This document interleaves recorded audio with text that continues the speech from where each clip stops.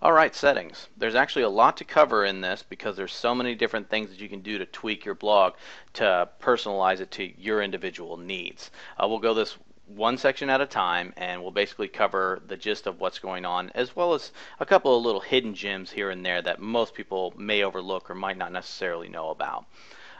We'll start with general settings. This is basically the information about your blog and how certain items are displayed. If you ever wanted to edit your subheadline or your tagline, you're going to find that right here in general settings, and that's where you're going to be able to edit it. Your WordPress address URL and your blog address URL, 99% of the time, this is going to be exactly the same, but every now and again you have a special circumstance where it's not.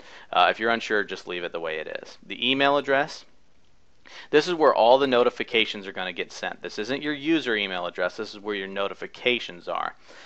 So after a while, let's say that you start to get a lot of comments and you start to get a lot of users registering all the time, you may want to switch that to a general catch-all email address that gets processed and funneled away somewhere. So that way every morning your inbox isn't flooded with anywhere between 10 to 50 system email addresses. So this is actually something that you maybe want to be able to change later on. In the beginning it's okay to have it as yours, but as you get more and more activity, it's something that you'll want to change.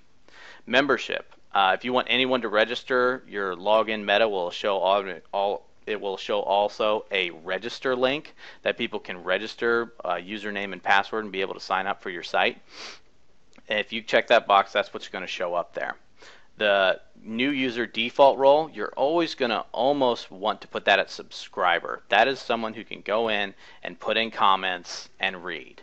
Anything above that, you run the risk of, messing up any of your blog posts. So you usually always want to keep that at subscriber. 99% of the time, it's where you're always going to keep it.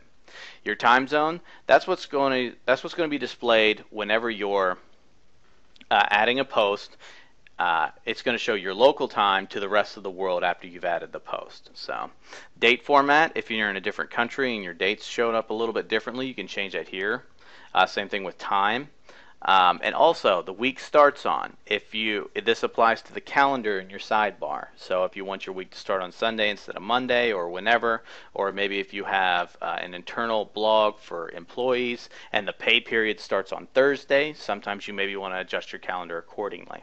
So, and that is all for the general settings.